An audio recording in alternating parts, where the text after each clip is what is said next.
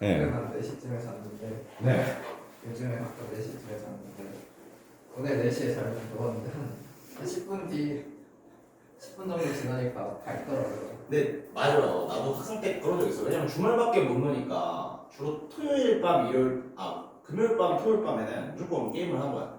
그래서 막 3시, 4시까지 하다가 이제 자야지 하고 이제 누워있으면 막 금방 해 뜨는 거 보면서 이러면 안 되는데. 요즘 밖에 시원하잖아요. 그렇죠. 창문 열어놓고 커튼 살짝 찐 다음에 자려고 누워있어요. 잠깐 눈 뜨니까 밝아가지고. 정말 이제 슬픈 얘기를 하자면 그게 이제 사실 10대, 20대에서 멈춰야 되는데 저는 서른까지도 뭔가 그런 생활을 좀 했었거든요. 예, 그래서 갑자기 개 부끄럽네요. 그래서 이제 왜냐면 힘들면은 이제 부모님 출근하실 거 아니야. 예, 그러니까 저는 백수라서 평일날도 그지랄 했으니까 부모님 출근하시겠냐 빨리 뚝 끄고 이제 누워 자면서 이제 햇볕 먹으면서 내일은 열심히 살아야지 이런 고민을 했던 게 갑자기 생각납니다. 예, 진짜 슬픈 일이에요. 네. 괜찮겠어요. 수업 때 주는 거 아니야? 오늘 3시에 일어나가지고 그럼 충분히 자고 나 3시에 일어나. 이 실제 알찬 주말을 보내고 계시네요. 네. 저는 아무것도 안 사고 그래서 나 어제 3시에 잤던 거 같은데. 근데 나는 10시 출근해야 되니까. 네. 아무튼 좋습니다.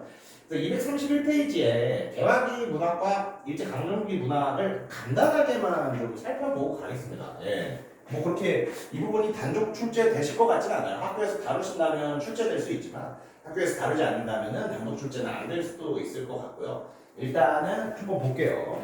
일단은 개화기란 언제냐? 개화기 아니다. 1학년이었다면 이제 시험 범위가 될 수도 있지만 2학년 때 역사 안 하지 않습니까? 예. 그래서 굳이 신경 쓸 필요는 없지만 개화기라는 것은 이제 가보게요. 가보게요 기억나요? 예. 진짜 갑신정변 뭐 가보개혁 막 이런 거 있었잖아. 가보개혁, 을미개혁, 뭐 김홍집 내각 이런 거. 구본심 참.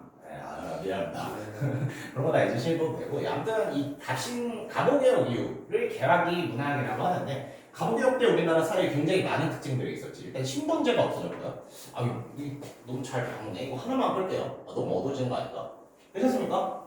네, 너무 내가 잘 글씨가 안 보여가지고 좋습니다. 그래서 가보개혁 이후에 신분제도 없어졌고 어때요? 그 전까지는 메인 문서에도 한문을 썼었지만 이제는 국문, 맞아요. 한글도 이제 메인 문서에 쓸 수 있었고 근대식 교육이 이루어지는 상황이 생겼습니다.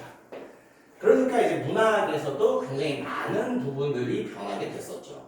일단은 조선 후기 문학을 하다가 이제 약간 근대의 서구적인 문학을 하려는 시도들이 나와요. 그래서 그러한 내용들 한번 살펴보면 될 것 같고요. 예, 그래서 개화기, 갑신정변을 말하고 그 이후에 여러 가지 변화가 하는 게 문화적 변화가 생겼다. 이 부분이 그래도 조금 더 중요할 것 같아요. 일제강점기 문학의 흐름. 왜냐면은 저희가 오늘 진도 나갈 교목이나 그렇죠 거울도 전부 다 이 시기의 작품이다 보니까 이 시기 작품의 특징은 한번 기억하는 게 좋을 것 같습니다. 일단은 볼게요. 그래 중요 부분만 한번 보자. 그렇죠. 1910년대 일제강점기가 시작되죠. 그래서 1910년대에 우리말로 된 기관지나 잡지가 폐간되는 사건이 있었습니다. 근데 이러한 와중에서도 그렇죠. 요즘 형태의 근대 형태의 문학들이 등장하게 됐었죠. 그래서 1910년대의 특징 우리말로 된 잡지사나 기관지가 폐지되었지만 어쨌든 근대적인 모습을 갖춘 문학들이 등장하기 시작했고요. 20년대 그렇죠. 이때는 이제 저희는 이제 문화 통치 시기다라고 배웠었거든요. 살짝 이제 문화적인 면을 풀어준 거야. 그러면서 어때요? 그렇죠. 문학과 관련된 문학에 이제 사람들이 그렇죠 글을 기고하고 이러한 동인지 활동이 시작되었고요. 서구의 다양한 문해사주의 영향을 받아서 문학적 기반을 닦는 시기였습니다.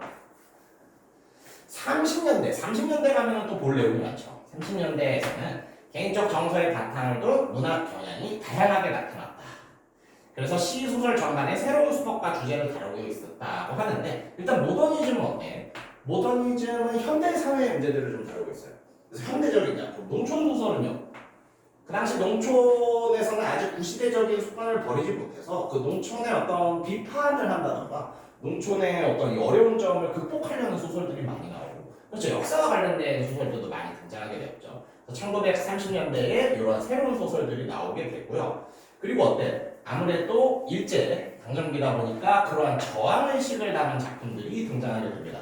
우리가 오늘 볼 교목이라는 작품도 그렇죠. 일제에 대한 어떤 저항의식을 담은 작품이라고 볼 수 있겠죠. 그리고 40년대에는 이제 뭐야? 그 전쟁이 크게 일어나다 보니까 문학적으로는 굉장히 좀 암흑기였다. 왜 암흑기였냐? 일제가 경제 스타를 많이 썼고 너무 역사적인 내용인 것 같은데 그리고 국어 사용이 또 금지돼가지고 실제로 문학하기가 되게 어려운 시기였습니다. 아무튼 저희가 오늘 볼 작품들은 그렇죠 30년대 이런 좀 작품들을 다루게 될 거고요. 바로 그러면은 교목으로 들어가 보도록 합시다. 교목. 교재의 234페이지입니다. 교목. 일단은 이육사라는 분을 그래도 한 번은 봐야죠. 모의고사 많이 푸신 분은 그렇지. 모의고사 많이 풀었다면 익숙하지 않습니까? 이육사. 어떤 특징 알고 있는 거 있습니까? 이육사? 일제요. 그렇죠. 육사형. 일단 일제강점기 활동하셨지. 또. 죄송해요. 뭐지? 이름 저 이육사라는 뭔가 저 이름의 유래. 그걸 계속 보는. 그렇죠. 이제 이 사람은 이제 적극적인 저항을 하시다 분이다 보니까 네 번째 주 적극적인 저항을 하시다 보니까 실제로 독립운동 혐의로 그렇죠. 투옥도 많이 되셨죠. 그랬을 때 이제 자신의 어떤 저런 활동을 하다가 얻은 죄수 번호를 자신의 이렇게 이름처럼 쓰신 분이 되어 있고요. 기본적으로 해서 이육사 작품이 나왔다 한다면은 혹시 그 저항의 의식을 담고 있는가? 일제시대를 의미하는 시어들이 있는가? 이런 것들을 찾는 것도 굉장히 좀 의미가 있을 겁니다. 아무튼 그래서 이육사라는 사람의 작품이다라고 볼 수 있고요. 근데 사실 그렇잖아요. 우리가 이 시기의 대표적인 시인들로 뭔가 이육사 윤동주를 배우지만 윤동주 우리 중간고사 범위였잖아요. 쉽게 쓰여진 시. 윤동주가 항상 부끄럽다. 한 다음에 이육사는 뭐 지금이 힘들더라도 뭔가 나는 의지를 갖고 뭔가를 하겠다. 약간 이런 시들을 많이 쓰셨잖아요. 그래서 그러한 느낌으로 접근하면 될 것 같고 일단 작품 제목인 교목. 교목이 의미하는 것은 무엇인가? 교목은 굉장히 큰 나무를 의미합니다. 그래서 작품 제목에 있는 설명을 보면 줄기가 곱고 굵으며 높이가 8m 이상의 나무를 우리가 교목이라고 하죠. 그럼 왜 시인은 시를 쓰면서 저런 큰 나무를 주제로 했을까? 그래서 이거 혹시 학교에서 진도 나왔습니까? 기억이 안 나요? 근데 진짜 시는 학교 수업을 잘 들으셔야 돼. 왜냐면 시 부분에 있어서는 혹시 뭐 그러면 안 되지만 선생님의 어떤 주관적인 해석이 굉장히 중요할 때도 있거든요. 그러한 어떤 출제자가 나는 이 시를 이렇게 하는 내용들이 굉장히 중요한 부분이라 그렇죠. 교수 특히 현대시 하실 때는 학교 수업 열심히 한번 들어주시고요. 좋습니다. 그래서 이러한 굵고 큰 나무인데 이러한 굵고 큰 나무가 어떻게 서 있대요? 세 번째 줄 높게 우뚝 서 있대요. 그럼 나무가 높게 우뚝 서 있다. 이걸 이제 나의 모습으로 한번 보고 싶은 거지. 그럼 나의 모습으로 보면 어떻게 돼? 네 번째 줄. 나는 일제시대라는 이 어떠한 시대의 유혹이나 탄압에도 흔들림 없이 신념을 지키고자 할 거야. 거대한 나무가 우뚝 서 있는 이 교목이라는 모습을 보면서 나도 저 나무처럼 흔들리지 않을 거야. 그래서 교목을 통해서 화자 자신의 삶을 보여주는. 그래서 마지막 중요한 부분 나오죠. 교목은 화자 자신과 동일시되는 대상으로 볼 수 있습니다. 그래서 교목의 여러 가지 속성에 대해서 시를 썼지만 이 교목의 모습은 사실 내가 가져가고 싶은 모습, 내가 지향하는 모습이기도 한 거지. 그렇죠. 그래서 교목이라는 시 제목의 의미 한번 살펴봤고요. 시의 내용 보고 다시 한번 이 작품 계란 표로 돌아와서 내용들 한번 체크를 해보도록 하겠습니다. 오케이, 봅시다. 다음 페이지 들어가서 이제 작품 안내 부분 보시면은 앞에 얘기들과 똑같아요. 그래서 어때? 교목의 우뚝 선 모습? 나도 흔들리지 않는 모습으로 살 거야. 즉 뭐다? 교목이라는 것은 자신의 의지가 투영된 자신의 의지가 투영된 생명체, 나무가 되는 거지. 그러면 그 의지의 내용은 무엇일까? 부정적인 현실에 굴복하지 않겠다가 바로 그 의지의 내용이 되고 이 시에서는 나 굴복하지 않겠어 라는 그런 태도가 굳센 태도가 형성되어 있습니다. 그렇죠. 교목의 의지를 투영하는데 그 의지는 뭐다? 나도 굴복하지 않겠다. 그런 굳센 태도가 들어있다. 그럼 이거를 작가의 삶과 연관시키면은 그렇죠. 일제 강점기지만 나는 어떻게? 독립에 대한 신념, 굴복하지 않겠어. 일제 굴복하지 않겠어. 라는 시적 해석이 가능해지는 거죠. 좋습니다. 꺾지 않았던 작가의 지사적 자세와 뭐 지사가 그렇게 중요한 단어는 아닌데 선비, 뜻을 가진 선비라는 뜻입니다. 그렇죠. 그냥 갑자기 그 생각이 나는 이 시대에 태어났으면 어떻게 됐을까? 난 아무 생각 없이 살았을 거야. 막 이러고 있어. 근데 어때요? 뜻이 있는 선비.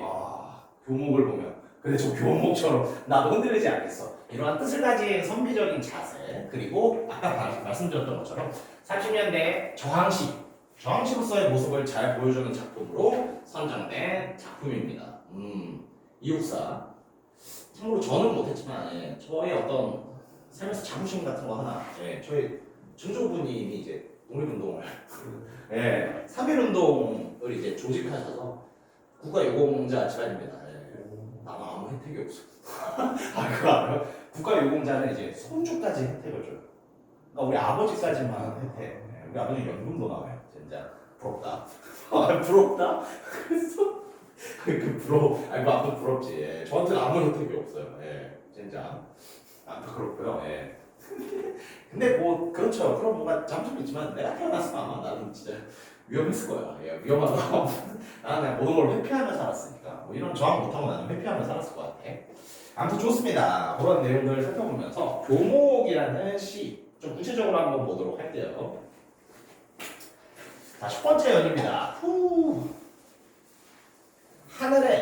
하늘에 닿을 듯이 세월에 불타고 우뚝 남아 서서 차라리 봄도 꽃피진 말아라 라고 되어 있는데 이거 그냥 읽으면 굉장히 빡세죠.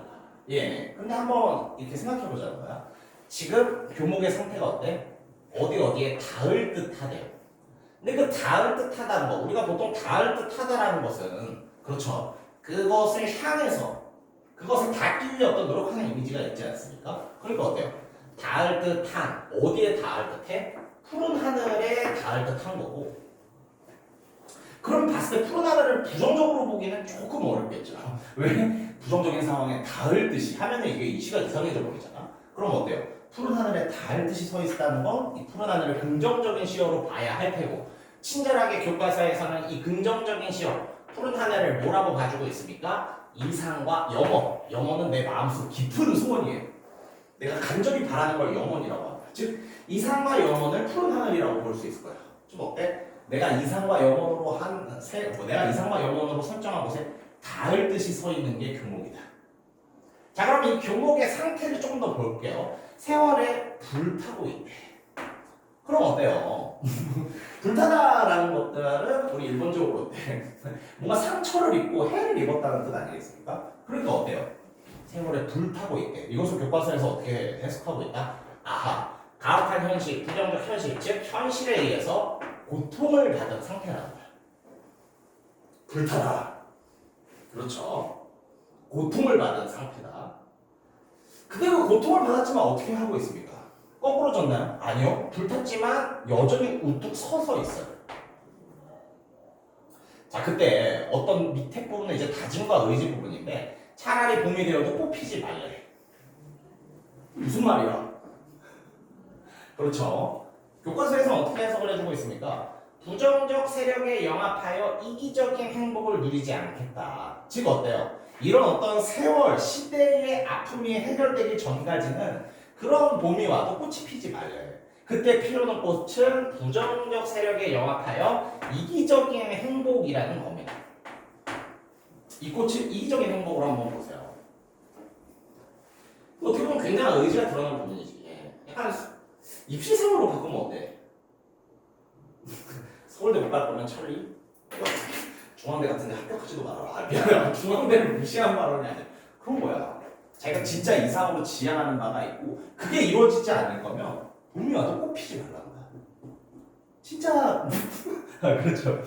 그럼 이 꽃은 어때요? 진짜 진정한 행복이 아니라 이기적인 행복으로 해석될 수 있겠지. 그렇죠. 서울대 못 갈 거면 중앙대도 붙지 말아라. 미안해요. 이런 식으로 이 재수학원에서 수업할 때 이런 예시를 들었었거든요. 네. 그러니까 민심이 좋지 않지. 좋은 데도 못 가는데요. 아무튼 그래요. 진짜 이상적인 행복이 오기 전까지 이렇게 가짜 행복, 이기적인 행복은 차라리 오지 말라. 나는 그런 거 누리지 않겠다. 라고 이 부분을 해석하면 됩니다. 지금 어때요? 이상을 향해 서 있는 고목, 고통을 겪었지만 여전히 서 있는 고목. 진짜 행복이 아닌 이기적인 행복, 거짓 행복, 이러한 꽃 차라리 피지 말라고 하고 있어요.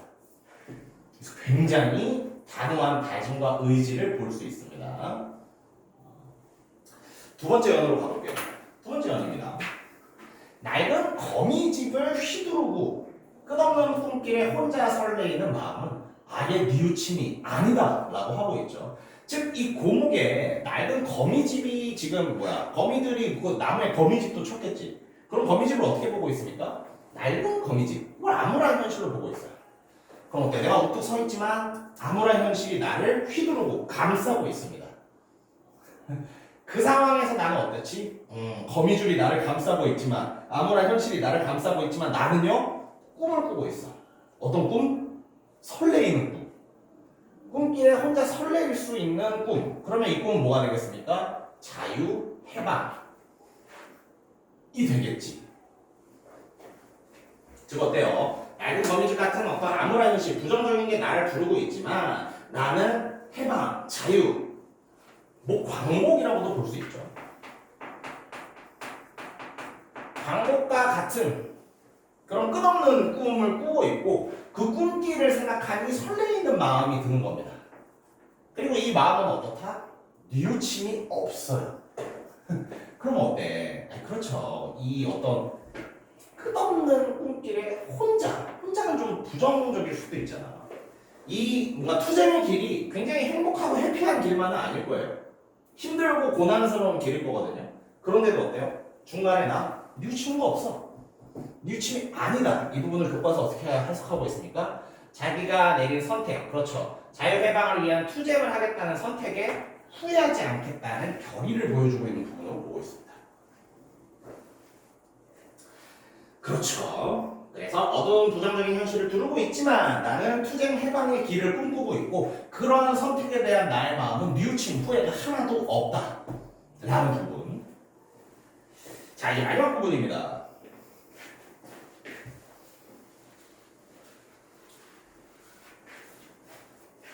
검은 그림자가 쓸쓸하면, 그렇죠. 이 검은 그림자도 그렇죠. 완벽하게 그 의미를 해석할 수는 없지만 아무튼 부정적인 상황일 겁니다. 그렇죠. 부정적인 검은 그림자가 쓸쓸하게 느껴질 때면 어떻게 하겠습니까? 마침내 호수 속 깊이 거꾸로져. 이게 그렇진 않겠지만 한번 상상을 해볼까요? 이 고목이 이걸 수면이라고 할게요. 그 호수의 수면이야. 어떻게 있겠다는 거야? 나 이렇게 거꾸로져 있을 거야. 미안해요. 그림이 개판이죠. 이 수면에 이렇게 거꾸로져 있겠대요. 즉 부정적인 현실, 검은 그림자가 쓸쓸하게 느껴질 때면 부정적인 현실이 부정적인 현실이 다가올 때면 어떻게 돼? 차라리 호수에 이렇게 거꾸로 박혀 있겠다는 거야. 그러면 어떻게 되겠어요? 물밖, 물속. 바람은 어떻게 나를 흔들지 못하겠지. 근데 바람에 흔들리지 않겠다고 이제 물에 처박힌 거 아니야? 그러면 이게 더 무서운 거 아닌가? 근데 어떤 의지를 보면 어때? 바람에 흔들릴 바에는 차라리 물속 호수 속에 깊이 처박혀 있겠어. 약간 이런 마음. 그렇죠. 그래서 어때요? 호수 속에 깊이 거꾸러져 있으면은 바람 같은 것도 나를 흔들지 못해라. 그럼 어때요? 바람은 나를 흔들 수 있는 것이고. 그럼 이런 뭔가 투쟁을 꿈꾸고 자유를 꿈꾸고 의지를 가진 나를 흔들 수 있는 건 뭐다? 바로 외부의 억압. 조금 더 내심 비약하게 가면은 적당히 일제의 억압이 될 수도 있겠지. 근데 그럼 굉장히 단호한 의지가 들어있는 시였습니다. 예, 부정적인 상황이 올 때면은 어때? 바람에 흔들리지 않게 차라리 호수에 거꾸로 처박혀 있겠다. 검은 호수 속에 깊이 거꾸러져 있겠다라고 하는 부분이었어요. 좋습니다. 그래서 내용에 관련된 부분 한번 살펴봤고요. 이제 표현에 관련된 부분 좀 한번 볼까? 잘 보세요. 일단은 주목할 만한 표현 부분이 우리 교과서에서 강조하고 있는 이 부분. 부사 표현 한번 볼까? 다양한 의미를 가진 부사. 부사는 뭐예요? 그렇지. 우리 문장 성분 지난학기에 열심히 했었잖아요. 네. 보통 부사는 뭔가 문장 전체를 수식하거나 혹은 서술어를 수식할 수 있지. 네. 그래서 이 서술어 이 부분을 뭔가 하지 말겠다, 뉘우침이 없다, 흔들지 못할 것이다. 이런 어떤 서술어 부분을 이제 부사가 수식한다고 보면은 꼭 피지 말아라. 근데 어떻게 피지 말아라?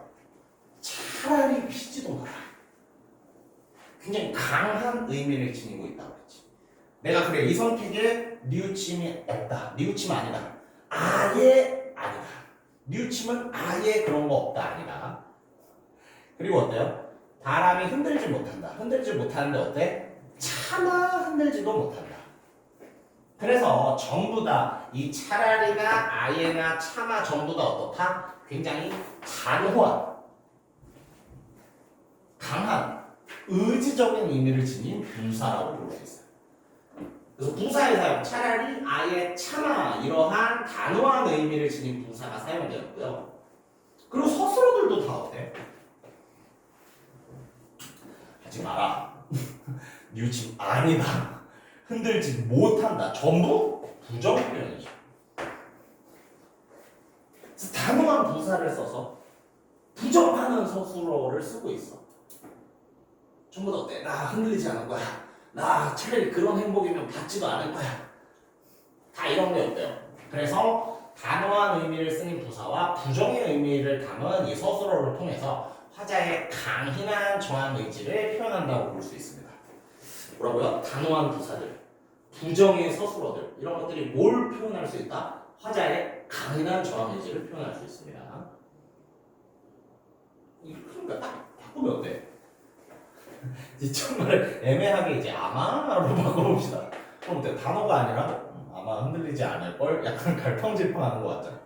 차마 흔들리지 못하지. 차마 흔들 수 없지. 그래서 이런 것들이 굉장히 단호한 표현이 되는 겁니다. 그래서 단호한 부사, 부정형 표현 이런 것들이 강인한 저항 의지를 보여준다는 거. 요거를 이제 한번 정리를 해서 보면 좋을 것 같고요. 좋습니다. 그리고 하나 더 보도록 할게요. 시효의 의미들 한번 볼까요? 이 시에서는 그렇죠. 전부 다 어때? 한번 볼게요. 이 부분 잠깐 이상세계 현실 자유와 해방 상황 공간 유혹 억압 전부 다 어떻습니까? 추상적이죠. 그렇지. 추상적 이미지를 하늘, 거미집, 꿈길. 꿈길은 조금 구체성이 떨어지긴 하는데 어쨌든 그림자, 호수, 바람 전부 다 구체적인 걸로 바꿔줘. 그래서 어떤 시어, 구체적인 시어가 추상적 의미를 담고 있어. 이럴 때 우리는 보통 상징이라는 표현법을 많이 얘기하죠. 상징은 뭐다? 그렇죠. 추상적인 어떤 것들을 구체적인 단어로 일단 표현을 해요. 그리고 언뜻 봤을 때 이 구체적으로 표현된 것과 원래 의미하는 추상적인 것은 큰 연관성이 없어 보이긴 합니다. 이럴 때 우리가 상징이 성립한다고 했었죠. 그래서 이 시어들은 전부 다 상징적인 의미를 가지고 있다 라고 생각하시면 좋습니다. 그렇죠. 이 시어의 의미를 묻는 문제 중요 출제 포인트가 될 거예요. 상징적 의미를 가졌으면 항상 문제에서 좀 물어보고 싶은 면이 있습니다. 좋습니다. 예. 오케이. 그래서 시어의 상징적 의미 받고 이제 밑에 정리해놓은 내용 한번 더 볼게요. 밑에는 어떻습니까? 그렇죠. 이 시에서는 화자의 의지가 굉장히 중요했었는데 과연 의지가 어떠한 나무의 모습으로 드러나는지 보자는 거예요. 일단은 그렇죠. 여기서 교목의 어떤 모습이고 이 모습을 통해 보여주는 화자의 의지라고 보시면 됩니다. 교목의 어떤 모습이 어떤 화자의 의지를 보여주는지 이거 한번 연결시켜 볼게요. 예. 첫 번째, 그렇죠. 푸른 하늘. 이상적인 세계를 지향, 닿을 듯이 서 있고 세월에 불탔지만 우뚝 서 있어요. 푸른 하늘에 닿을 듯 불탔지만 우뚝 남아 서 있어. 전부 다 어때? 시련 속에서도 나는 시련이 있다고 해도 어때? 신념과 의지를 절대 굽히지 않을 것이다.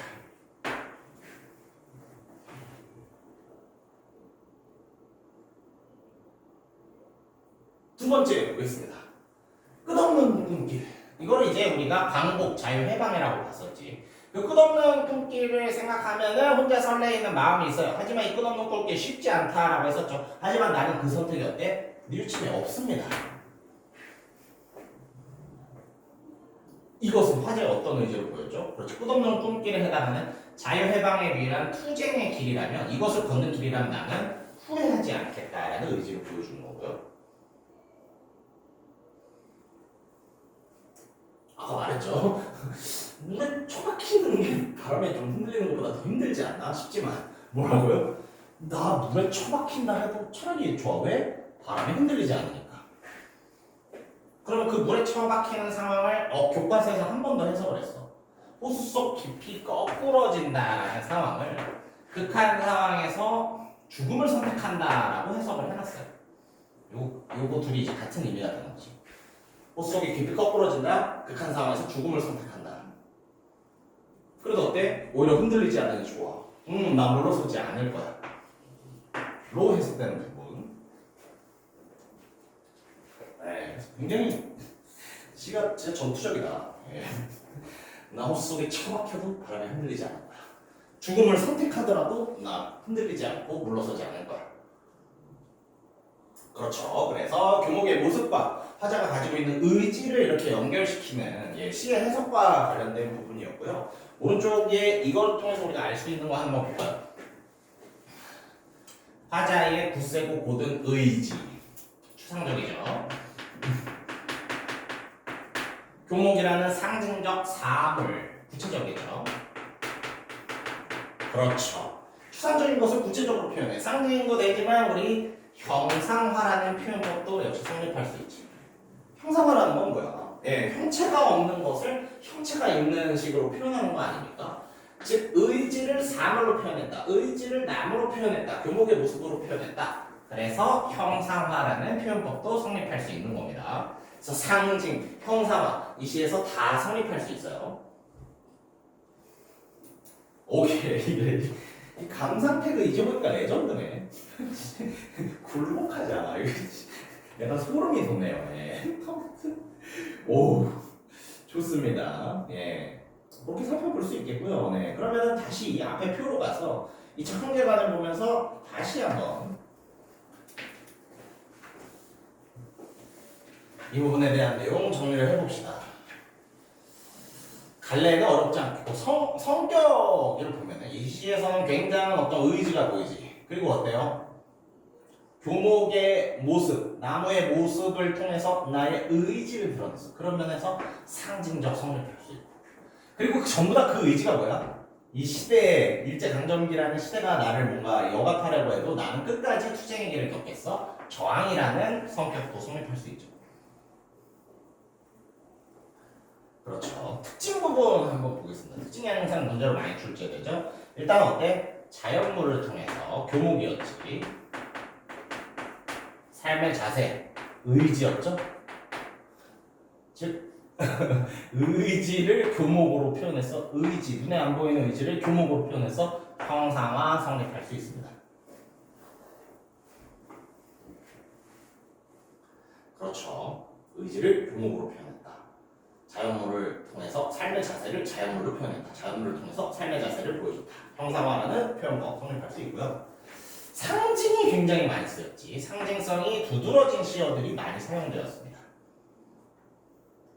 그리고 어때요? 강조와 부정의 의미를 지닌 표현을 사용했다. 우리 아까 봤었죠? 굉장히 단호한 표현의 부사. 그리고 부정적 표현의 서술어가 사용되었지. 단호한 표현의 부사와 부정 표현의 서술어가 사용되면서 그렇죠. 강조와 부정, 저항 의지가 강렬히 드러난다고 볼 수 있어요. 오케이, 교목. 이 작품은 또 작년 수능 특강에 실렸던 문제고요. 예. 그렇다 보니까 작년에 고3을 하신 선생님들이라면 예, 충분히 교목 출제하시기 좋을 것 같은데 실제로 시험 범위에도 포함됐으니까 예, 잘 봐주시는 게 좋을 겁니다. 네. 선생님, 아까 선생님이 네. 고3도 하시는 것 같아요. 어디를 가려고? 고3 수업도 하시는 것 같아요. 아 그래요? 이게 작년 수특에 있었어요. 그래서 작년 고생하신 분이면 예, 이시 낼 수 있는 문제들이 굉장히 많으시죠. 작년까지는 모르고요. 아 그래요? 올해 하고 있어요? 하시는 것 같아요. 올해 2645 뭐 실렸더라? 미안해요. 올해까지는 기억이 안 나요. 올해 송특강 작품 목록을 아직 못 외웠어요. 네, 그래서 그런 내용 살펴봤고, 그러게 우리 또 이제 설명만 들으면 지루하니까 문제 한번 풀고 봅시다. 문제 한번 풀고 학습 활동 보고 다음 작품 거울로 넘어가도록 하겠습니다. 오늘 푸는 문제는 여기 있습니다. 예. 그렇죠. 이 3주차 과제 아예 넣었고요. 3주차 과제에 몇 페이지더라? 잠시만요. 첫 페이지였던 것 같은데. 네, 3페이지. 맞아요. 이 빈칸채우기는 한번 숙제 복습하면서 숙제를 해보시고 3페이지에 있는 교목 문제 아마 5개로 기억합니다. 뒤에 6번부터는 거울일 거예요. 그쵸? 지금 한번 풀어보십시오.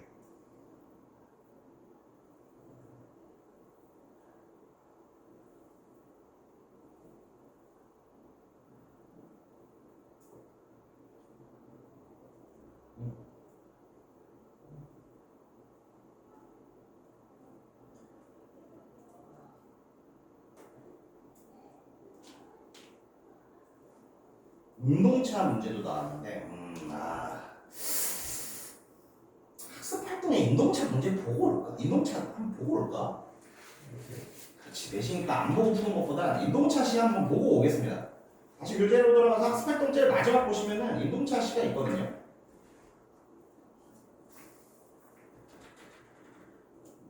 봅시다.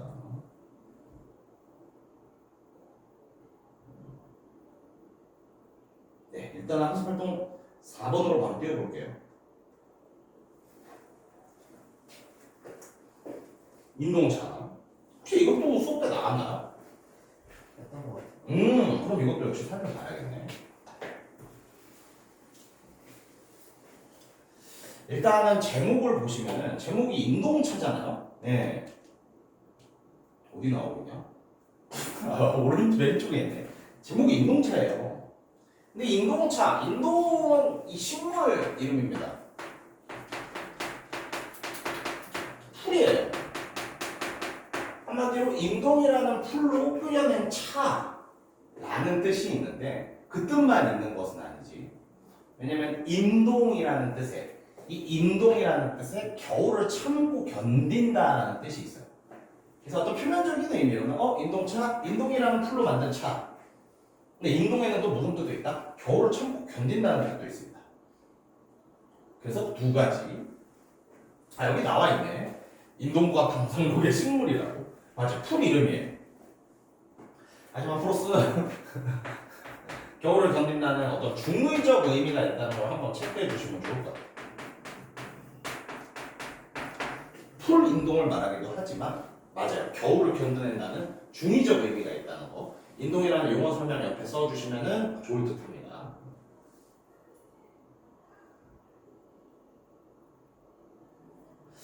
좋습니다. 그렇게 해서 내용을 한번 보면은 내용을 보면은 노주인의 장벽에 여기서 말하는 장이라는 이건 내장을 말하거든요. 네. 그러니까 어떻게 돼 있어요? 차 마시니까 내장벽에 찬물이 뜨겁게 들어가는 거예요. 굉장히 어떤 그런 생물적 표현이에요.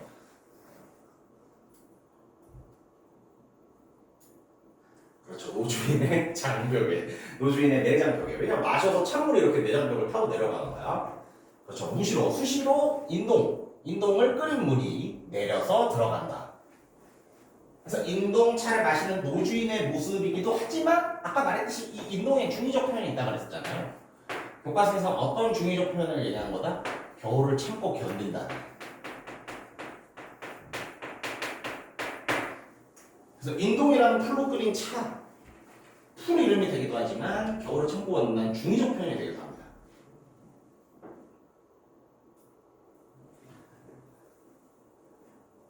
계속해서 보죠. 자작나무 덩그러풀이 도로 피어서 붉은 모습. 그렇죠. 자작나무가 피어서 붉은 모습. 그리고 어때요? 구석에 그늘지게 핀 무순. 순은 이제 새싹이라는 뜻이거든요. 혹시 해산물 좋아하십니까? 참치 좋아해요? 네. 참치집 가면 이제 김이랑 이거 주잖아요. 이렇게 생긴 거. 팔아가지고 같이 싸먹는 거. 이게 무순이에요. 네, 아무튼 어때요? 그래서 자작나무의 붉은 모습. 그리고 무순, 무싹이 돋아나는데 파릇한 모습. 자, 이 부분에서 붉은과 파릇하다는 색채 대비가 보여지고 있지. 색채 대비가 나오고 있는 부분. 그리고 보통 싹 이런 것들을 뭘 의미합니까? 생명력이 보이는 부분이에요. 오케이. 그래서 노인이 인동차를 마셔서 장벽에 인동차가 흘러내리는데 이 인동에는 일단 겨울을 참고 견딘다는 중의적인 뜻도 있고요. 어때요? 다시 이제 시선이 옮겨지면은 자작나무가 붉은 모습과 무순이 파릇하게 자라는 모습, 이 두 개의 모습이 색채어 대비, 붉은색, 푸른색으로 색채어 대비를 이루고 있습니다. 계속해서 볼게요. 흙냄새 훈훈이 김도 살이다가 바깥 풍설 소리에 잠착하다라고 나오고 있죠. 그래서 이 흙냄새가 훈훈히 김도 살리는 거. 이게 봄을 의미하는 현상이거든요. 정확히는 봄이 시작될 때 나오는 현상이에요. 땅에서 막 김이 나오고 그 땅에서 막 훈훈한 기운이 느껴지는 거. 즉 봄이 시작되는 현상이 지금 보이는 겁니다. 근데 어때요? 그 김이 이제 봄이야 하고 하는 게 아니라 아직 한번 눈보라를 만나서 다시 잠잠해지죠. 즉 뭐다? 흙냄새가 훈훈히 김도 서린다. 적어서 이제 봄이 시작될 때 봄 현상 더 정확히 써야겠다. 봄이 약간 시작되려고 할 때 보이는 현상입니다. 근데 아직은 어떻다? 아직은 바람과 눈이 불어서 다시 조용해지는 모습. 그렇죠. 계속해서 볼게요. 산 중에 착력도 없이, 착력은 이제 달력 같은 걸 말합니다. 산 중에 달력도 없대. 그럼 어때요? 시간 가는 것도 모르겠죠. 그래서 시간을 잊는다 라는 표현이 성립된 거고요. 산 중에 달력도 없이 삼동은 겨울을 말합니다. 지금 이 겨울은 하얗다라고 썼는데 그렇죠. 하이야타에서 글자 수를 늘려버렸죠. 이런 것들이 이제 식적 허용으로 볼 수도 있고요. 그래서 어때요? 아직은 겨울이야. 봄이 시작될 것 같은데 아직은 겨울이야. 그러면서 이제 노인은 따뜻한 차 마시고 있고요. 그렇지. 봄이 될 듯한 느낌을 주는 새싹도 보이고 있고요. 하지만 아직은 여전히 눈이 치고 있어요. 그래서 어때? 나는 시간도 있고 그렇죠. 이 겨울의 모습, 겨울의 하얀 모습을 보고 있습니다. 좋습니다. 그렇게 해서 살펴볼 수 있었고요. 네. 그러면은 작품의 개관을 한번 들어가보죠. 자유시서동시 인동차 이거는 문제 없을 것 같고 성격, 동양적, 관조적, 도교자력이라고 나오는데 관조는 진짜 기억해야지. 관조 뭐였죠? 아닙니다. 너무 그런 거 아니에요. 관조는 늘 기억해야 돼. 관조는 관찰이 있어요. 무언가를 관찰하는 태도. 근데 관찰을 어떻게 한다? 고요하게.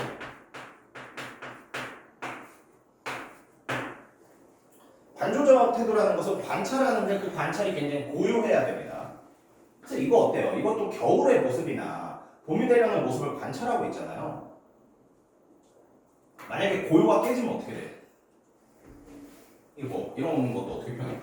무슨 손이더라 파릇해서 내 마음에서도 뭔가 봄의 기운이 용솟음치고 막 이런다고 해봐. 그럼 어때? 고요함이 거기서 깨지는 거야.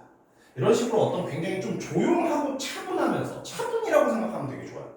차분하고 고요한 상태에서 이런 겨울이라던가 이런 무순이라던가 이런 자작나무라던가 이런 걸 관찰하는 거를 우리가 관조적이라고 합니다. 그렇죠. 그러한 것들을 생각하면 좋을 것 같고요. 좋습니다. 도교적이라는 건 뭐야? 도교적. 예.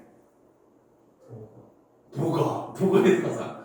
그렇죠. 그래서 도교 사상을 담고 있다라고 하고 있는데 어떤 차를 마시는 모습이라던가 이런 어떤 늙은 그렇죠. 이런 어떤 도인 같은 사람이 나오는 모습에서 어떤 도교적인 성격이 성립할 수 있습니다.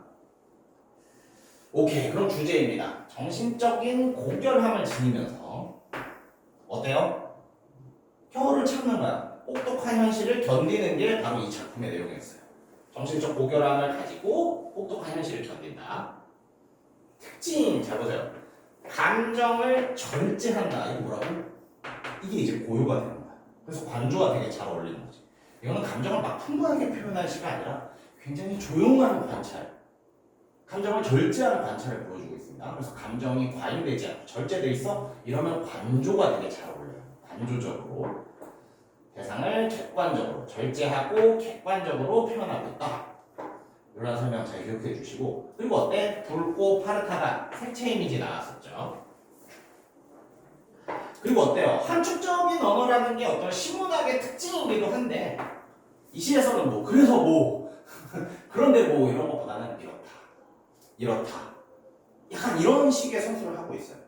그래서 뭔가 의미를 다 보여주기보다는 이런 어떤 모습만 관찰한 모습만 보여주면서 그렇죠. 내용들이 언어들이 좀 함축되어 있다고 볼 수 있고요. 그리고 이것을 통해서 드러나는 건 화자의 내면 풍경이다 라고 볼 수 있습니다. 오케이. 그렇게 해서 인동차라는 작품 살펴봤고, 왜 인동차가 왜 교목이랑 같이 실렸는가? 우리 공통점 차이점을 한번 봅시다. 공통점 차이점을 보고 다시 문제로 돌아가서 문제를 좀 풀도록 할게요. 인동차와 교목이 같이 실린 이유는 무엇이냐? 두 작품 모두 어떻다? 외적 대상과 관련지어 시대의 어려움을 극복하고자 하는 태도가 드러나고 있습니다. 전부 다 어때요? 자신의 밖에 있는 어떤 사물 이런 것들이 중요한 거야. 외적 대상. 내 밖에 있는 어떤 대상을 가지고 시대의 어려움을 극복하고자 하는 태도를 보여주고 있어요. 그럼 어떻다? 교목에서는요. 그렇지, 교목. 나무의 모습. 나는 실현에도 굴하지 않겠다는 태도가 보였죠. 인동차에서는요. 이 인동차가 중의적 의미를 가지고 있었다 그랬지. 겨울을 견뎌요. 겨울을 견디는 이 노인의 모습을 가지고 뭐래? 아, 이 시기를 견뎌내자. 시대를 견뎌내고자 하는 화자의 태도가 드러납니다. 즉 나무의 모습으로 뭐야? 극복하고자 하는 의지. 나무의 모습으로 실현에도 굴하지 않는 의지를 보여주고, 인동차에서는요. 그 겨울을 견뎌내는 차를 끓이는 노인의 모습에서 그렇지 어두운 시기를 견뎌내고자 하는 의지를 보여주고 있어요.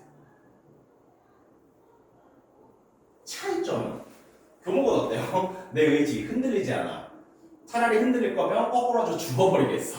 굉장히 적극적인 의지가 나와 있고, 인동차는요. 그냥 겨울을 견딜게.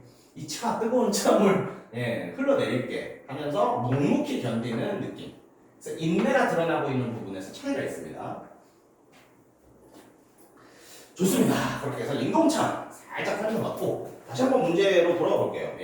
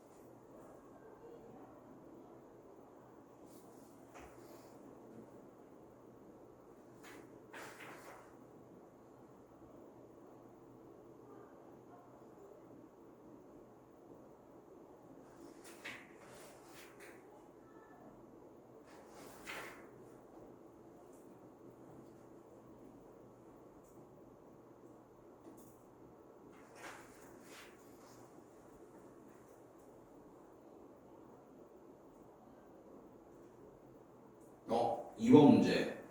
아니에요. 잘못 봤네. 예, 2번 문제 없습니다. 풀어주시고요.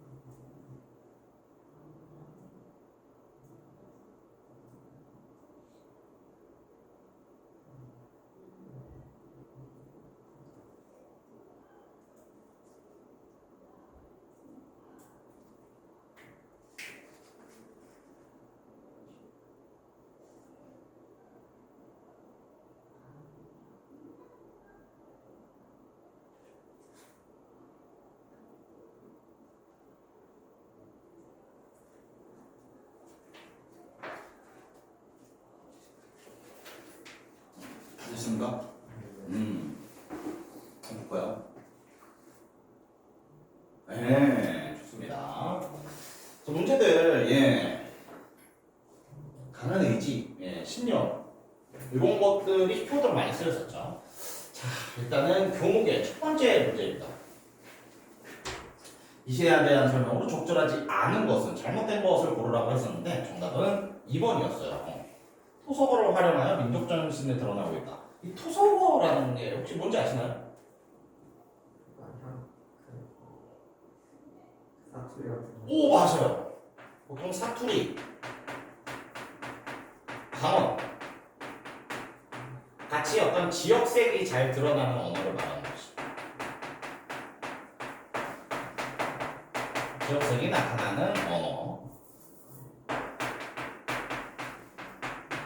네, 고거를 쓰인 부분은 찾을 수 없습니다. 아, 토속어를 잘 쓰는 시인 혹시 아나요? 아, 우리 이번 시험 보면 없긴 했다. 네. 백석이 이 선지가 아니다. 향토적인 언어, 토속적인 언어. 백석이 좀 그렇죠. 사투리 많이 썼었거든요. 아무튼 이웃사 작품에서 이 작품에서는 뭔가 사투리나 방언, 지역색이 드러나는 언어는 있지 않았습니다. 좋습니다. 그래서 나머지 선지들은 그렇죠. 나머지 선지들은 전부 다 옳은 말들이 되겠죠. 이거 좀 잘 봐주시면 좋을 것 같아요. 아 그리고 어때? 그렇죠. 이 시를 봤을 때 가장 또 주요한 심상은 시각적인 심상이라고 볼 수 있어요. 푸른 하늘이라든가 우뚝 서 있는 모습이라든가 거미줄을 두르고 있는 모습이라든가 검은 그림자, 호수 이런 것들 어때요? 전부 눈에 보이는 것들이지. 시각적 심상이 많이 활용된 시라고 보면 되시고 그래서 시각적 심상을 써주면은 상황을 표현하는데 전혀 문제가 없지. 이것도 기억해 주시기 바랍니다. 시각적 심상이 많이 쓰이니까. 2번 문제로 가보겠습니다. 2번 문제. 이육사의 절정이라는 시 혹시 이 시도 본 적 있나요?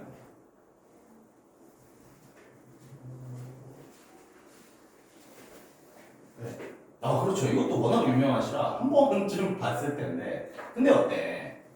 이 시의 작가가 쓴 다른 작품이다. 이 시의 기억 미음 중 보기의 부분과 의미가 유사한 것은 자 봅시다.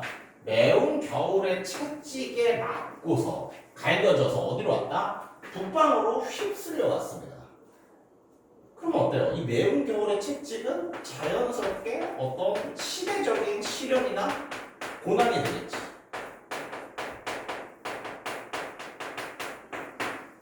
그렇죠. 시대적인 어떤 시련이나 고난이 될 거예요. 자, 이거를 우리 본 것 중에서 그래도 가장 비슷한 것은요. 아까 나무의 모습, 거미줄이 휘감고 있지만 나는 어떻게 하겠다? 끝없는 꿈을 꾸고 그 꿈에는 뉘우침이 없다. 그래서 낡은 거미집에 해당하는 3번이 정답이었어. 낡은 거미집을 두르고 있지만 그렇죠. 오케이. 절정. 절정. 이 시도 간단히 보면 어때요? 이런 어떤 시대적인 일제강점기라는 어떤 시대 고난에 때문에 북방으로 온 겁니다. 그럼 어때요? 북방, 북쪽으로 왔지. 근데 어때요? 북쪽에서도 고원, 높은 곳. 심지어 그 높은 곳이 어떤 높은 곳이야? 칼날지, 날카로운 곳 위에 선 거예요. 잘 봐. 이 뭐야, 지리적으로도 북쪽에 왔는데 지금 높이로도 높은 곳에 있는 겁니다. 그러니까 어때요? 어디에 무릎을 꿇어야 되지? 발을 디딜 곳조차 없대. 이게 어떤 극한의 모습. 그러니까 이 말들이 전부 어때? 이 어떤 시대적인 어떤 고난이나 고통 때문에 계속 몰려서 극한까지 온 거야. 북쪽으로 왔죠. 높은 곳에 왔죠. 심지어 거기는 어때? 바란 곳, 디딜 곳 없는 곳입니다. 그때 화자가 생각하는 거 뭐야? 눈 감아 생각해 볼 수밖에. 겨울은 강철로 된 무지개인가 보다. 그래서 지금 어떤 시련이 느껴지지만 이 시련 속에 화자는 뭐가 있을 수 있다라고 생각하는 거야. 무지개. 희망이 있을지도 모른다. 희망을 보고 있는 작품. 그래서 내용을 간단하게 정리하자면 맞습니다. 어떤 시대적인 고난과 시련 때문에 계속 한계로 몰려요. 북쪽, 높은 곳, 발 디딜 곳 없는 곳. 그렇게 몰려서 그 상황 속에서도 행복한 건 뭐야? 이런 시련 속에서도 강철로 된 무지개. 희망이 있지 않을까? 그리고 이 강철로 된 무지개. 그렇죠. 이게 이제 굉장히 자주 나오는 표현이죠. 겨울은 강철로 된 무지개인가 보다. 오케이. 3번 보겠습니다. 아까 우리가 봤던 인동차라는 작품이었죠. 인동차라는 작품의 어떤 특징 살펴보면은 정답은 5번이었죠. 그리고 뭐였냐? 5번. 한번 볼게요. 시적 대상을 통해 시대의 어려움을 극복하려는 태도를 보이고 있다. 그럼 잘 봐요. 아 잠깐만. 문제가 뭐야? 공통점이지. 자 그러면 시적 대상. 가에서는 뭐가 있었을까? 아 가래. 우리 교목에서는 뭐가 있었죠? 말 그대로 나무였잖아. 나무라는 그 시적 대상을 보면서 어때? 저 나무의 태도처럼 나도 의지를 갖겠어. 나도 신념을 버리지 않겠어. 그래서 교목에서는 나무라고 볼 수 있고 인동차에서는요. 인동차에서는 어때? 겨울을 견딘다고 했었잖아요.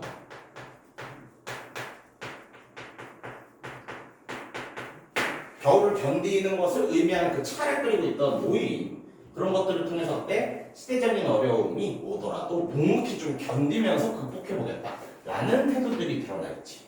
그래서 3번 문제의 정답은 5번이었습니다. 오케이. 이렇게 볼 수 있을 것 같고요. 4번 문제. 4번 문제도 뭐 소수형이지만 어렵지 않게 정답을 쓸 수 있을 것 같아요. 교목, 이 나무의 특성으로 봤을 때 화자의 삶이 지향하는 태도, 지향하는 바와 연결 써라. 일단 나무의 특성은 뭐예요? 이 부분이지. 줄기가 곧고 굵으며 높이가 높다. 좀 어때요? 곧고 굵은 태도.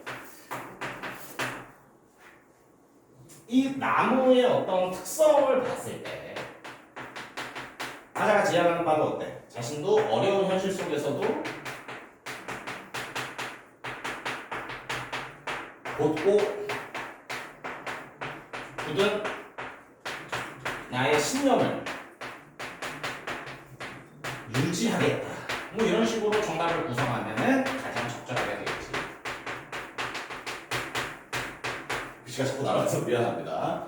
나무가 지닌 특성은 뭐야? 곧고 굵다. 그리고 굳다. 그랬을 때 화자가 가지고 있는 삶의 태도와 지향하는 바를 연결시키면은 내가 어려운 현실 속에서도 곧고 굳은 신념을 유지하려고 한다. 신념을 곧고 굵게 유지하려고 한다. 이런 식으로 정답을 구성했으면 가장 좋았을 것 같습니다. 좋습니다. 다음 문제 5번 문제로 한번 가볼게요. 5번 보기를 참고하여 이 시를 감상한 내용이 나오고 있고 어때요? 이 시 아까 잠깐 봤었지만 네 맞습니다. 이 시대적인 특징이 드러나고 있어요. 그래서 시대적인 특성이 드러나고 있고요. 맞습니다. 그래서 뭐 대표적인 내용을 보면은 한민족의 독자성을 인정하지 않고 신민이 될 것을 강요했다. 일본 시성은 창씨개명 쓰라고 했고 국어신문 쓰지 말라고 했고 민족 말살 정책을 펼쳤어요. 이게 다 역사 얘기네. 그리고 어때요? 쌀을 수탈해 갔고요. 이러한 시대 상황 속에서 이육사는 뭐다? 독립운동단체인 의열단에 가입해서 독립운동을 실제로 한 사람입니다. 그래서 독립에 대한 열망과 염원이 있을 수밖에 없죠. 그리고 안타깝게도 44년에 돌아가신 분이다 라고 나오고 있는데 이러한 어떤 시대와 작가의 정보를 봤을 때 정답은 2번입니다. 뉘우침이 아니다. 즉 어떻다? 자유와 해방을 위한 투쟁 그것을 선택한 것에 나는 후회가 전혀 없다 라고 볼 수 있겠죠. 좋습니다. 그리고 마지막 6번 문제. 이 시의 화자와 가장 유사한 태도가 드러나는 거 어떤 강한 의지, 신념을 지키려는 부분이 드러나면 되지 않겠습니까? 이 문제 조금 어려웠을 것 같은데 정답은 3번이었어요. 그렇죠. 어떤 태도가 있는지 한번 볼까? 3번 한번 볼게요. 이거 자주 나오는 작품이니까 한글에서 알아두시면 좋습니다. 이 몸이 죽어서 무엇이 될까? 생각하니까 어때요? 복례상, 이거 하지 않았나? 복례상 가장 높은 봉우리에 낙낙장송, 이거 소나무라고 그랬잖아.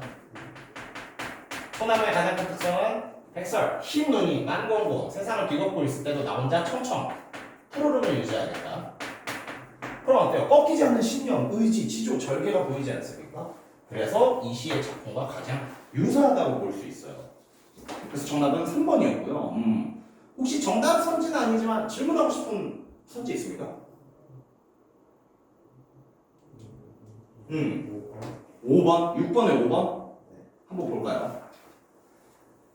서검을 못 이루고 쓸데없는 몸이 돼요. 그래서 이 서검이라는 것은 어떤 성취, 성공을 말합니다. 못 이뤘대. 쓸데없는 몸이 됐대. 살짝 나이가 먹은 거야. 50충만 무슨 뜻입니까? 50번의 봄빛 50살이 넘었다는 거야. 50번의 봄길 봄빛을 해온 것 없이 지냈대요.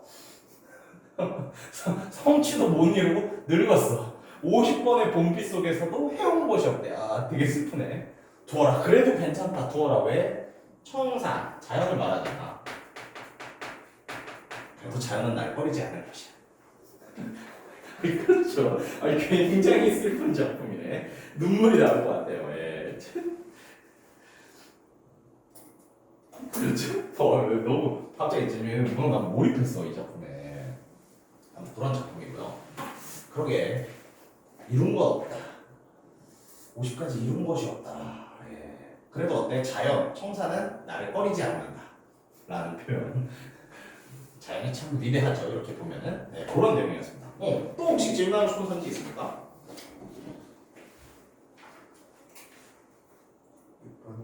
6번에 1번 한번 볼까? 2번? 잘 봐요. 이것도 꽤 자주 나와. 잘 보세요. 산동이라는 것은 아까 봤었죠? 겨울을 의미해. 배옷이 혹시 뭔지 아십니까? 삼배옷. 네. 그렇죠. 막 뻣뻣하고 구멍 많이 뚫린 거 있잖아. 장례식장에서 좀 많이 입는 거. 네. 주로 여름에 입는 옷이에요. 근데 어때? 겨울에도 배옷을 입고 있었대. 암혈은 깊은 동굴을 의미해요. 암혈에도 눈비를 맞고 있답니다. 지금 어떻게 보면은 굉장히 지금 힘든 현실이야. 겨울에 얇은 옷 입고 깊은 동굴에서 눈비를 맞고 있대요. 자, 그런 상황에서 구름낀 변리, 이 변리는 쉽게 말해서 햇빛을 생각하면 됩니다. 햇빛. 내가 구름 낀 햇빛도 받아본 적은 없대. 그러니까 어때? 이런 열악한 곳에 깊은 동굴에 사니까 구름 낀 햇빛이라도 잠깐도 받아본 적이 없단다. 그러면 어때요? 서산에 해가 진다. 내가 햇빛을 받아본 적은 없지만 해가 진다 하니 눈물겨워하노라. 슬픔을 보여주고 있죠. 이게 어떤 상황이냐면 임금이 죽었을 때의 상황입니다. 그래서 내가 뭔가 그의 신하로서 그에게 받은 어떤 특별한 혜택이나 이런 건 없지만 어때? 임금이 돌아가신다니 슬프다. 나는 이렇게 자연 속에 추운 열악한 자연 속에 사는 사람이라 임금의 어떤 혜택을 본 적은 없지만 그래도 임금님이 돌아가셨다니 슬프다. 라는 작품이에요. 네. 오케이. 또.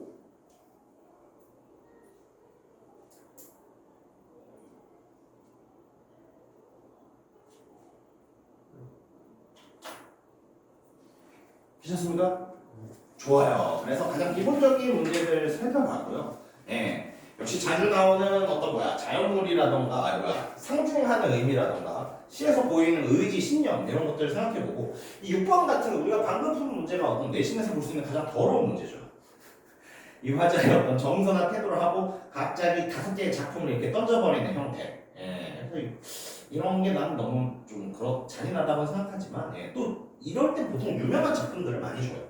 그래서 뭐 작품들 자꾸 해석하다 보면은 나중에는 이거 또 나왔네. 왜냐면 우리 이 부분이 있었잖아. 이거 3번 같은 거 우리 되게 자주 봤었잖아요. 또 나왔네 하는 날이 올 겁니다. 좋습니다. 이렇게 해서 살펴보고 다시 한번 교재로 돌아가서 우리 학습활동 내용만 보고 거울이라는 식으로 넘어가 보도록 하겠습니다.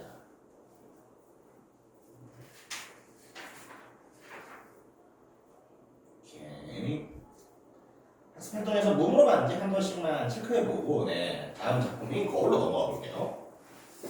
봅시다. 일단 어때? 첫 번째 학습활동의 내용은 뭡니까? 이 시의 중요한 어떤 대상이었던 교목의 모습을 물어보는 학습활동이 나왔어요. 근데 이 교목의 모습이 무엇과 이어졌는지 기억납니까? 이 교목의 모습이 무엇과 이어졌어? 화자의 어떤 태도나 신념과 이어졌었지. 그렇죠. 그래서 일단은 1, 2, 3년의 교목의 모습 그리고 그를 통해 알 수 있는 화자의 태도 이런 것들을 물어보는 문제가 출제될 수 있습니다. 그랬을 때 1년 우뚝 서 있다. 2년 뉘우침 없이 혼자 설레이며 서 있다. 3년 나 호수 속에 박히더라도 바람에 흔들리지 않을 것이다. 이러한 교목의 모습, 그리고 이 모습이 전부 다 화자의 태도, 신념과 연결된다는 거 기억해 주시고요. 좋습니다. 1번. 아하, 이것도 한번 생각해 볼 만해. 이 시에서 시어들이 정말 여러 가지 의미를 가지고 있었는데, 시어의 의미 중에서도 어떤 시어의 의미를 찾으라는 거야? 부정적 현실을 의미하는 시어를 찾으라는 거야. 그랬을 때 어때요? 1년 세월. 세월이 어떻게 표현됐죠? 세월에 불타버렸다. 낡은 거미집이 다 어떻게 하고 있지? 휘두르고 있다. 검은 그림자가 어때요? 쓸쓸하더라도 바람에 흔들리지 않겠다. 전부 다 어때요? 예, 세월은 나를 불타게 하는 거고, 낡은 거미집은 나를 칭칭 감고 있는 거고, 검은 그림자가 쓸쓸하게 느껴지고 바람 나를 흔들 수 있는 거잖아요. 전부 다 이 시어의 내용들이 뭐다? 부정적인 현실이다. 세월, 낡은 거미집, 검은 그림자, 바람 전부 다 부정적인 시어로 교과서에서 규정을 짓고 있습니다. 그래서 부정적 현실을 보여주는 시어, 세월, 낡은 거미집, 그림자, 바람 잘 기억해 주시고요. 아, 이것도 또 나왔네. 어때요? 아까 그렇지. 이런 어떤 동사 표현이랑 굉장히 단호한 부사 표현이랑 이런 어떤 서술어 중에서도 부정 표현. 서술어인데 부정하는 서술어, 부정 표현이 쓰였잖아요.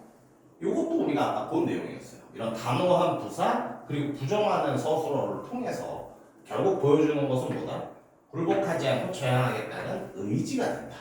예, 부사, 부정 서술어, 단호한 의지. 이것도 계속 나오는 거니까 기억해 주시면 좋을 것 같습니다. 좋습니다. 3번. 네. 아까 봤었던 내용이에요. 문제 속에서 자꾸 제시되는 내용이고요. 이 시기, 작품을 창작할 당시의 시대 상황을 물어보는 문제지. 아까 말했지, 일제강점기였고 굉장히 힘든 시기다 보니까 이러한 저항의식이 당연히 좀 생길 수밖에 없었죠.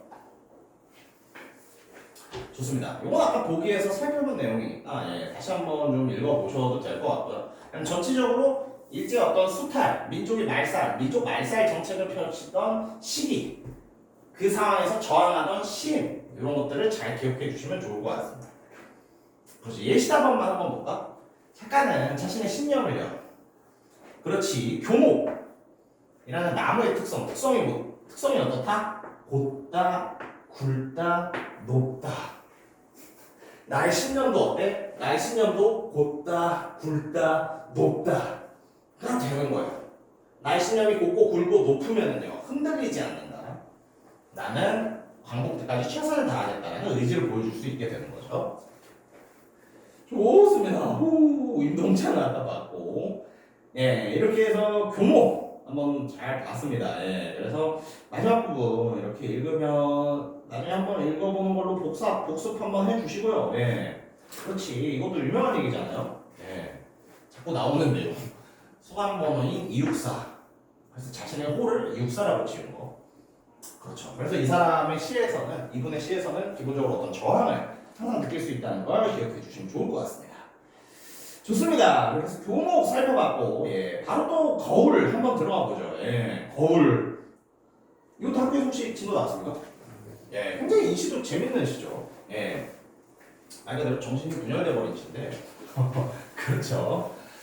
학교에서 나갔다니까 여기서도 어떤 중요한 특징이라던가 예, 어떤 시어의 중요한 의미들 이런 것들 한번 살펴보도록 하겠습니다. 거울 일단 한번 제목 한번 보시죠. 거울에서 굉장히 중요한 내용이 뭐야? 거울은 제목에 대한 설명. 거울은 사물을 비춰주는 소재이다. 이 작품에서는 물체를 비춰주면서도 좌우를 바꾼다.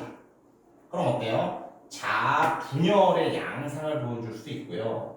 거울이 있기 때문에 나의 분열된 자아를 볼 수 있습니다.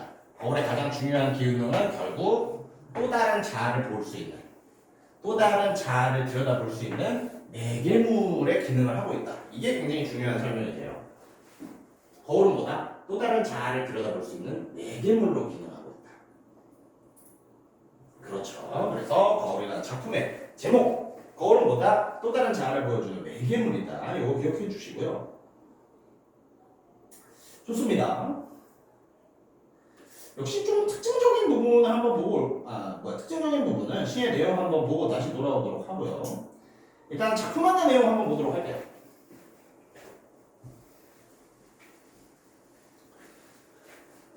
이 작품은 거울을 매개로 현실적 자아와 내면적 자아의 분열과 갈등을 드러내고 있다. 우리 익숙한 표현 만났다. 현실적 자아, 내면적 자아. 이거 쉽게 쓰여진 시에서도 나왔던 거잖아요. 예. 그래서 이 현실을 살아가는 내가 있고 내가 생각하는 나의 내면의 내가 있을 겁니다. 근데 거울은 어때? 이 두 자아가 분열되어서 갈등까지 일으키고 있고요. 나는 언제 나의 내면적 자아를 만날 수 있지? 그렇죠. 거울이라는 매개체를 쓸 때 이것을 만나고 있어요. 계속해서 봅시다. 이 작품은 형식면에서 중요한 형식적 특징이 나오지. 뭐라고 있다? 기존의 시창작 형식을 따르지 않고 있다. 그렇죠. 내용적인 측면에서는 어떻습니까? 내용적인 측면에서도 그렇지. 두 자아가 합일되지 못하는 자의식 이라는 주제를 이질적이고 생경하다는 뜻은 뭐죠? 생소한, 잘 보지 못한, 즉 이질적이고 생소한 이미지를 통해 형상한 실험적 작품이라고 볼 수 있습니다. 네, 그래서 뭐 일단 배경 설명을 드리자면 이게 어떻게 보면 초현실주의라고 볼 수 있거든요.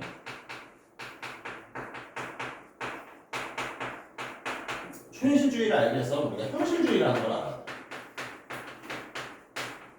뭐 요건 잊으셔도 됩니다. 그냥 뭔가 상식을 채우면은 이 시가 좀 더 편해질 수 있어서 설명드리는 거예요. 현실주의를 이제 리얼리즘이라고 하거든요. 현실주의는 어때요? 모든 어떤 문학이나 콘텐츠 창작물은 현실을 제대로 반영할 수 있어야 된다. 그렇죠. 그래서 어려울 거 없습니다. 현실을 있는 그대로 반영해야지가 리얼리즘이에요. 근데 어때? 현실을 있는 그대로 반영하려다 보니까 제약이 많이 생겨요. 예를 들어서 나는 뭔가 그렇죠. 나는 갑자기 하늘을 날고 싶을 수도 있잖아. 현실주의에서는 못 날아요. 왜 현실을 그대로 반영해야 됩니까? 근데 난 갑자기 하늘을 날고 건물을 때려 부수고 뭔가 이 현실을 뛰어넘을 수도 있거든. 현실을 뛰어넘고 싶은 표현을 할 수도 있거든. 그래서 나온 게 이제 초현실주의입니다. 초현실주의에서는 뭔가 현실, 딱 그럴듯한 거 이런 것들을 좀 부수는 거를 좋아하거든요. 그래서 어때? 띄어쓰기 같은 것도 어때? 현실에서는 모두가 좀 지키는 그런 거잖아요. 그런 어떤 질서나 이런 거마저 거부하는 거예요. 띄어쓰기 안 해. 왜? 나는 현실을 뛰어넘었습니다. 그래서 그런 게 이제 초현실주의라고 볼 수 있고 이러한 어떤 특징들 그렇죠. 정확히는 이제 뭐야? 그렇지. 이러한 특징들을 좀 생각해 보면은 이 시가 왜 그렇게 괴팍하고 띄어쓰기도 아닌지 그런 것들을 좀 살펴볼 수 있습니다. 오케이, 그렇게 살펴볼 수 있었고요. 좋습니다. 그래서 중요한 내용들 살펴보면은 그렇죠. 두 개의 자아가 나오고 굉장히 새로운 형식을 쓰고 있고 내용면에서도 어때요? 두 개의 자아가 합의되지 못하고 갈등을 일으키고 있고요. 그러한 새로운 문학이다. 이거를 봐주시면 될 것 같아요. 좋습니다. 거울 한번 들어가 보죠.